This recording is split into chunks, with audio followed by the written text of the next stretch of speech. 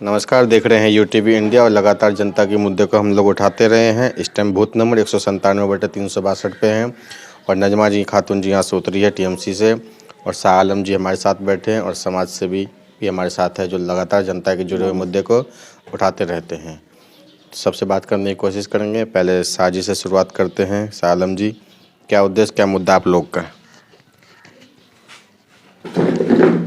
हमारा मुद्दा ये है, जो हमारे इलाके में जो पहले का मेंबर जीता हुआ था कुछ काम नहीं किया है, तो वो काम की वजह से सब पब्लिक हम लोग को कंप्लेन भरा।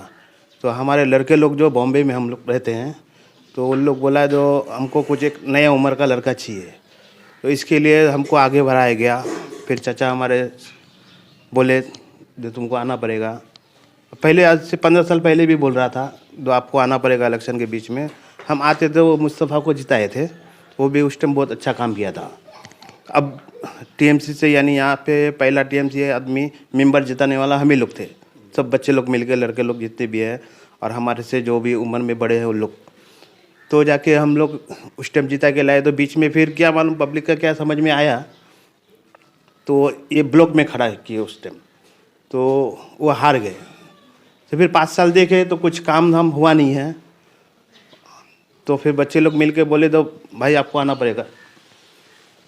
तो हम आए, खड़ा हुए हैं। अभी टिकट तो मिल चुका है और इरादा पूरा तो यही है, तो जीत के आके पब्लिक की सेवा करना है और ईमानदारी से काम करना है। क्या समस्या है इस 197 बूथ पर? समस्या बहुत सारे हैं। तो कितने पब्लिक टॉयलेट के लिए, अपना लेटरिन घर के लिए पैसा जमा किए, वो सब नहीं हो पाया है। और आज अभी जो पुराना मेंबर था, पैसा किसी को 1800 मिला नहीं है। तो वो चीज़ यानी अभी तो वो थोड़ा बहुत किसी को वापस भी कर रहा है। लेकिन हमारा पूरा इरादा ये है, जो भी पब्लिक का काम, जो भी काम सरकार का काम मेंबर को लाना होता है, तो मेंबर का काम क्या है, तो पब्लिक को बताना है। पब्लिक को बताता नहीं कुछ। जो भी मेंबर जीत के आया है, हाँ, जो भी है खा लिया। तो ये हमको पब्लिक को उजागर करना है। जो पब्लिक जो चीज़ नहीं मालूमात है, जो हमारा बंगाल के सरकार देता है, वो पब्लिक तक पहुंचना चाहिए। ये हमको पब्लिक को जानकारी कराना है। जी, मेरा कहना ये है बस। यहाँ पे जो सड़क है, नाली है, उसकी व्यवस्था बहुत खराब है। आप लोग क्या क्या समस्या होती है? यहाँ तो नाली तो है ही नहीं, जो भी है सड़क ही है। आप सड़क अगर देखेंगे तो सब टूट फूट गया है। आप क्या बोलते हैं, जो सब ढलाई होता है सरकारी फंड में, जो क्या बोलते हैं अपना, कितना 6 इंची का रहता है, तो 3 इंची में ढलाई होता है। मेन समस्या ये है, ईमानदारी से काम होना चाहिए।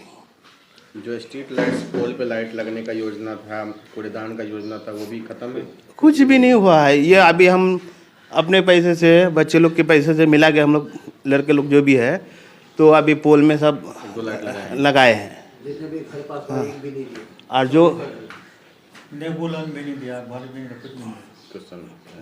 तो यहाँ पे जो कन्या योजना है या रूपा योजना है, इन सब में कुछ फेल है, सब खत्म है?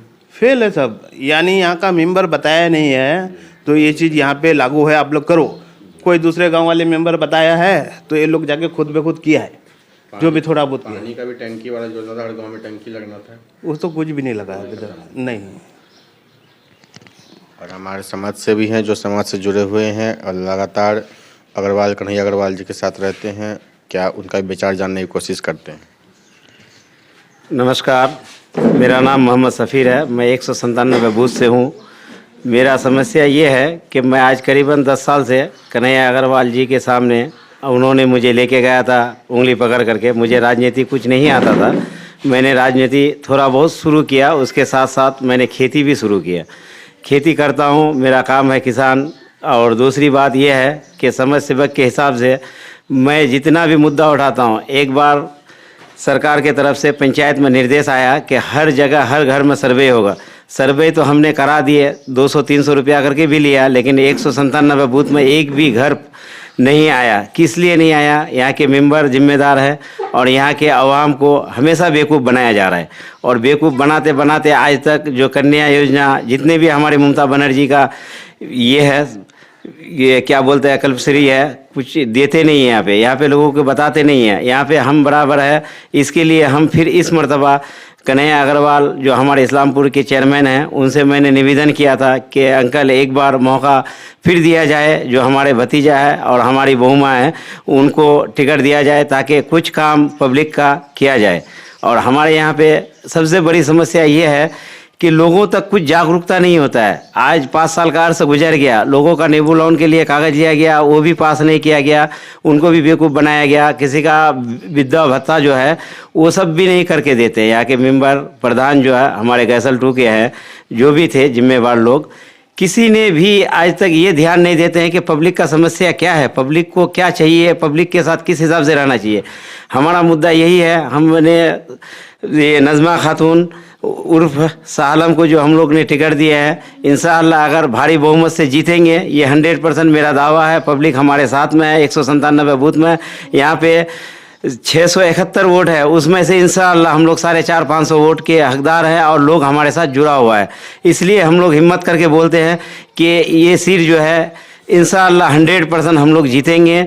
और जहाँ तक होगा हम लोगों के काम, यहाँ पे किसी गरीब की शादी होता है, अगर प्रधान मेंबर के पास जाते हैं यतीम बच्चों के लिए, तो हमारे से 1 रुपया ले लिया जाता है और बोलता है कि फ़ोन पे करेंगे, लेकिन करते नहीं हैं। यहाँ पे से जिला परिषद 10 साल से जीता है, उन्होंने हम लोग को सिर्फ बेवकूफ़ बनाए। एक बार एक टोली गीटी लाया और सड़क में डाल दिया, बोल रहा है कि हमारा काम हो गया। 10 साल का अर्सा गुजर गया जावेद से, मगर हमारा काम और हमारे मुद्दे पे ध्यान दिया ही नहीं। और अभी जो 6 इंची का सरकार के तरफ से ढलाई सड़क का जो सड़क बनाना चाहिए, आज तक जो भी प्रधान या मेंबर हमारे वार्ड या हमारे पंचायत से जीते हैं, मगर सब क्या किए कि 2 लाख का योजना है, 1 लाख में सबको निपटा दिया, किसी को 200, किसी को 100। सड़क बनाने में 50,000 लगाया, 1.5 लाख अपने जेब में रखा है। ये सब का छानबीन होना चाहिए सरकार की तरफ से। और मैं जिम्मेवारी के साथ कहता हूँ कि ये सीट में जो है 671 वोट है, हमारा 450-500 वोट है और हम लोग जीतेंगे और 100% जीतेंगे और लोगों का समस्या हल करने में आगे जाएंगे। किसी को अगर तकलीफ होगा समाज सेवा के हिसाब से, रात को 12 बजे हो, चाहे 2 बजे हो, चाहे सुबह 6 बजे हो, हम लोग 100% उनके सामने जाएंगे, उनका दुख दर्द हम लोग बांटेंगे। इसी कहने पे मैं समाप्त करता हूँ। नमस्कार।